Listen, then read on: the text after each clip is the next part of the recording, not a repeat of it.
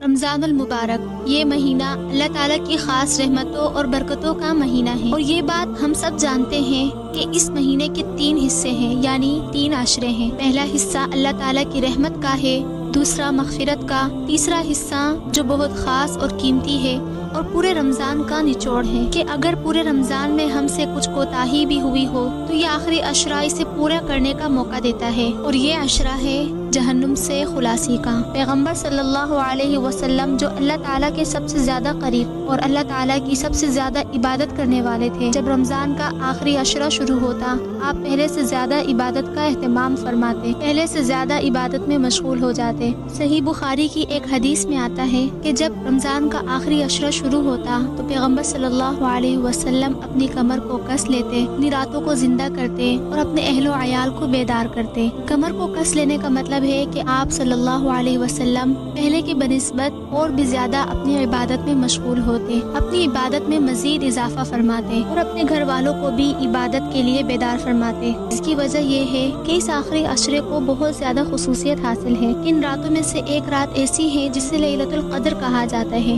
اور یہ رات سب سے زیادہ قیمتی ہے۔ صحیح بخاری کی ایک حدیث میں آپ صلی اللہ علیہ وسلم نے فرمایا کہ لیلۃ القدر کو آخری عشرے کی طاق راتوں میں تلاش کرو کہ 21ویں، 23ویں، 25ویں، 27ویں، 29ویں راتوں میں سے ایک رات ہے۔ لیلۃ القدر کی پہلی خصوصیت اس رات میں قرآن پاک کا نزول ہے، یعنی اس رات قرآن مجید پہلی آسمانی دنیا پر آیا، جس کا ذکر اللہ تعالیٰ نے سورۃ القدر میں فرمایا ہے، ہم نے لیلۃ القدر کو قرآن نازل کیا۔ اور دوسری خصوصیت اس کی یہ ہے کہ اس رات میں عبادت کا ثواب 28 سال کی عبادت کے ثواب سے زیادہ ہے، جیسا کہ اللہ سبحانہ و تعالیٰ نے فرمایا، تمہیں کیا معلوم کہ لیلۃ القدر کیا ہے؟ لیلۃ القدر بہتر ہے 1000 مہینوں سے زیادہ۔ آگے فرمایا کہ نازل ہوتے ہیں اس میں فرشتے اور روح، یعنی جبرائیل علیہ السلام اللہ تعالیٰ کے حکم سے، اور یہ رات سراپا سلامتی ہے صبح سورج کے طلوع ہونے کے وقت تک۔ یعنی تیسری خصوصیت یہ ہے کہ اس رات میں فرشتے اللہ تعالیٰ کے حکم سے زمین پر فیصلے لے کر آتے ہیں، اور یہ فیصلے کوئی عام فیصلے نہیں بلکہ اللہ تعالیٰ کی رحمت اور مغفرت کے ہوتے ہیں۔ اور صرف یہ ہی نہیں بلکہ اس چیز کے بھی فیصلے کیے جاتے ہیں کہ کس شخص کی بخشش فرمانی ہے، کس کے رزق میں اضافہ کرنا ہے اور کس کی عمر بڑھانی ہے۔ یہ رات ہمیں ایک انعام کے طور پر عطا کی گئی ہے، جیسا کہ معلوم ہوتا ہے کہ ایک مرتبہ صحابہ اکرام رضی اللہ عنہ نے عرض کیا، اے اللہ کے رسول،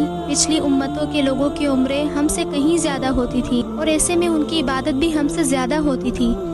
لیکن ہماری عمریں بہت مختصر ہیں، ہم ان کے برابر کیسے پہنچ سکتے ہیں؟ اس پر اللہ تعالیٰ نے آپ کے ذریعے یہ خوشخبری دی کہ آپ کی امت کو ہر سال ایک ایسی رات عطا کی جائے گی کہ جس کی عبادت 1000 مہینوں کی عبادت سے بہتر ہوگی۔ یہ رات ہمارے لیے گولڈن چانس سے کہیں زیادہ ہے، ہمیں اس چانس کو کھونا نہیں چاہیے بلکہ ان راتوں سے بھرپور فائدہ اٹھانا چاہیے۔ خوش نصیب ہے وہ انسان جس رات کو حاصل کر لے کہ اس رات کی برکت سے اس کی دنیا آخرت دونوں کا بیڑا پار ہو جائے۔ اللہ تعالیٰ سے دعا ہے کہ اس رمضان ہمارے نصیب میں بھی ایسی رات لکھ دے۔